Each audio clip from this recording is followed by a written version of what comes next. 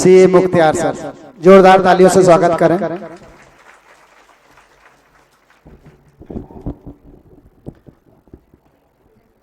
सबसे पहले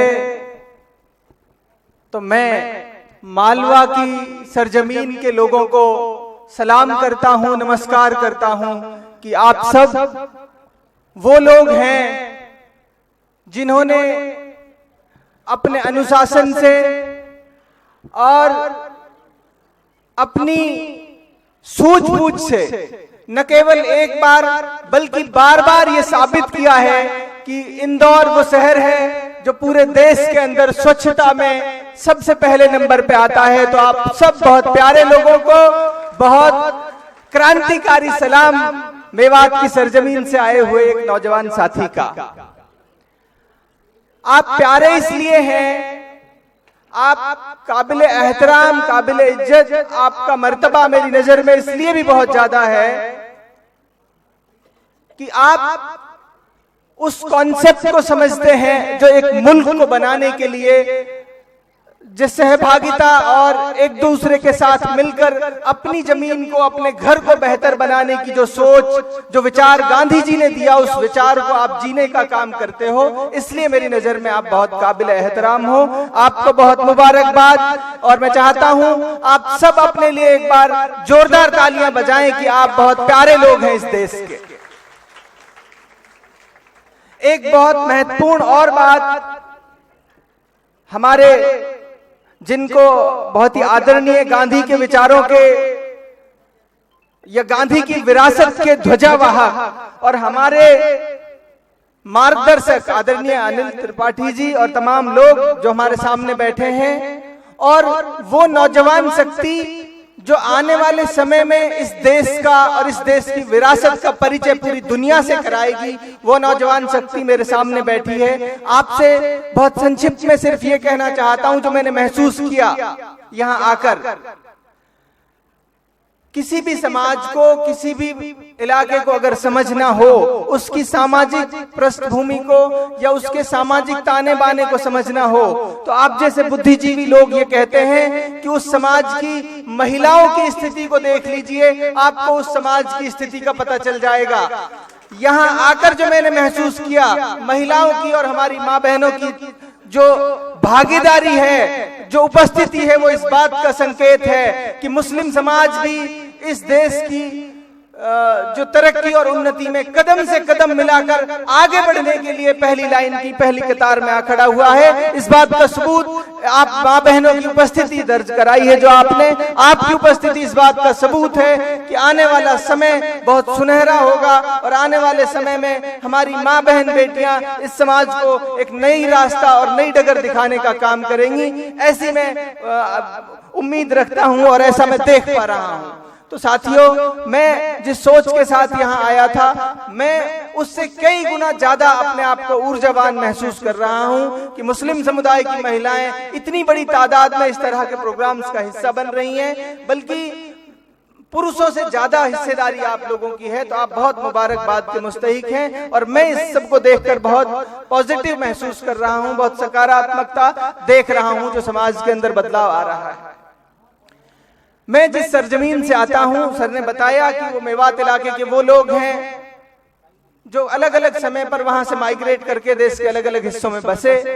आप लोग जब गए तो जाहिर सी बात है, सर ने बताया कि इंसान एक दूसरे से मोहब्बत करता है। जब ये लोग यहाँ से मोहब्बत लेकर गए कि हम अपने उन परिवारों से या उन लोगों से मिले जहाँ से हम आए थे, तो हमारा भी फर्ज बनता था कि हम उनका दिल की गहराइयों से स्वागत करें। तो एक रिश्ता बना।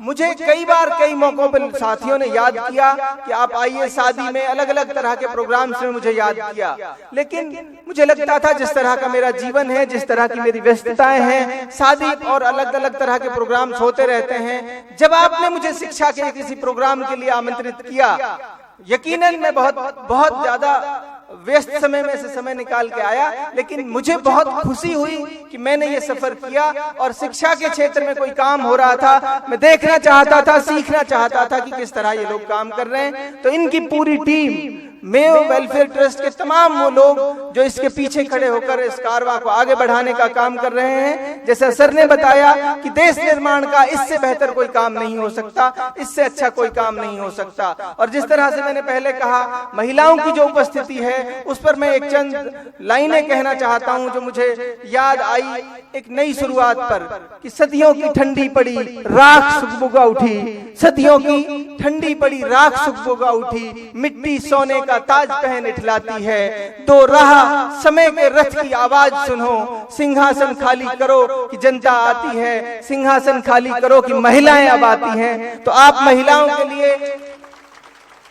जिस तरह से आपने समाज को आगे बढ़ाने का काम किया है वो वाकई बहुत मुबारकबाद की मुस्तहिक आप सब हैं। मैं जिस पृष्ठभूमि से आता हूं, मेरी पढ़ाई सीए की पढ़ाई की है मैंने, और मेरे सामने वो तमाम लोग बैठे हैं जिन्होंने अपने अपने फील्ड में अच्छा काम किया है, 10वीं 12वीं और अलग अलग फील्ड में।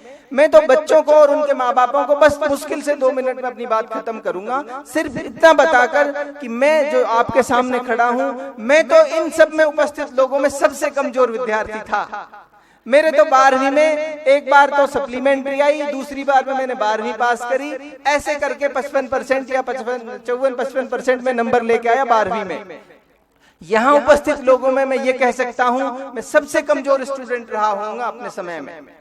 लेकिन जब बदलाव आया जीवन में, जब खुद को महसूस किया कि नहीं, अगर सही से सम्मान के साथ अगर जीना है तो फिर हमें पढ़ना पड़ेगा और आगे बढ़ने के लिए वो संघर्ष करना पड़ेगा। जब तब्दीली आई जीवन में तो उस तब्दीली ने यहाँ तक पहुंचाया, और उस तब्दीली ने ये किया कि सीए जैसा मुश्किल कोर्स जिसके बारे में मुस्लिम समुदाय के तो बहुत कम बच्चे सीए की तरफ जा पाते हैं, उस मुश्किल कोर्स को मैंने बहुत कम समय में बहुत अच्छे नंबर लाकर पास किया।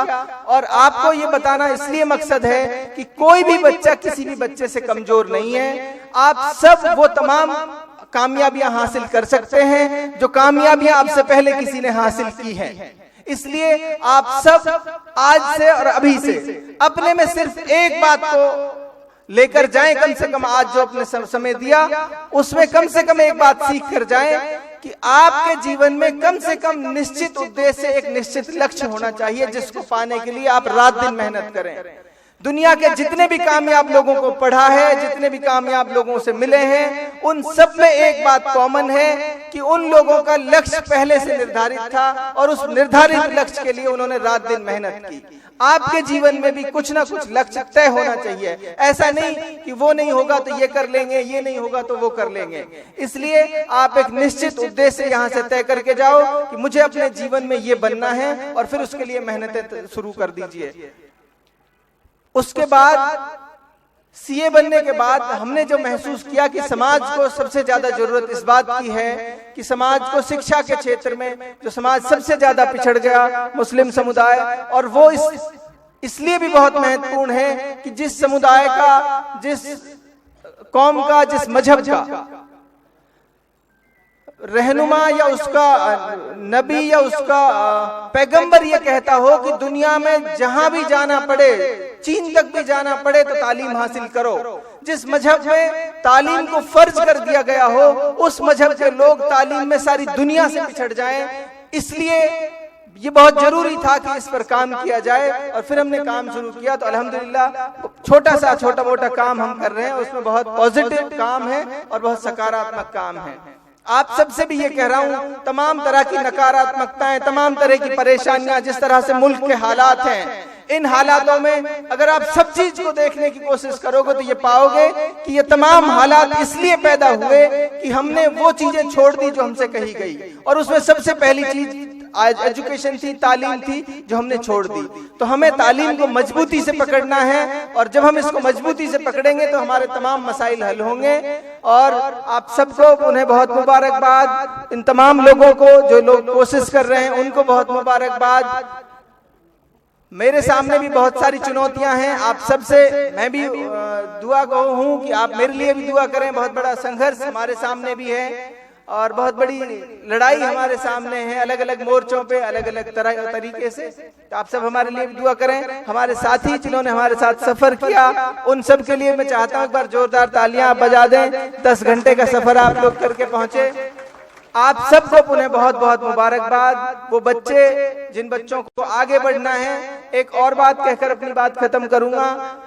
किसी भी बच्चे को कॉमर्स से रिलेटेड, एक बच्ची थी शायद उसके 96 या 97% नंबर आए, सीए या उससे कॉमर्स से रिलेटेड कोई भी कोर्स बच्चे को आगे करना हो, उसके गाइडेंस की कहीं कोई जरूरत पड़ती है तो कमेटी के जो लोग हैं, इनके पास मेरा नंबर भी है, वो मेरे संपर्क में है, जरूर आप हमें याद करिए। इसी फील्ड में हम काम कर रहे हैं तो हम जरूर आपकी कुछ ना कुछ मदद कर पाएंगे। बहुत बहुत शुक्रिया। और अनिल त्रिवेदी साहब, आपको सुना तो लगा कि इस देश में अभी गांधी जिंदा है और गांधी हमेशा जिंदा रहेगा जब तक आप जैसे लोग जिंदा हैं। बहुत बहुत शुक्रिया, बहुत बहुत आभार।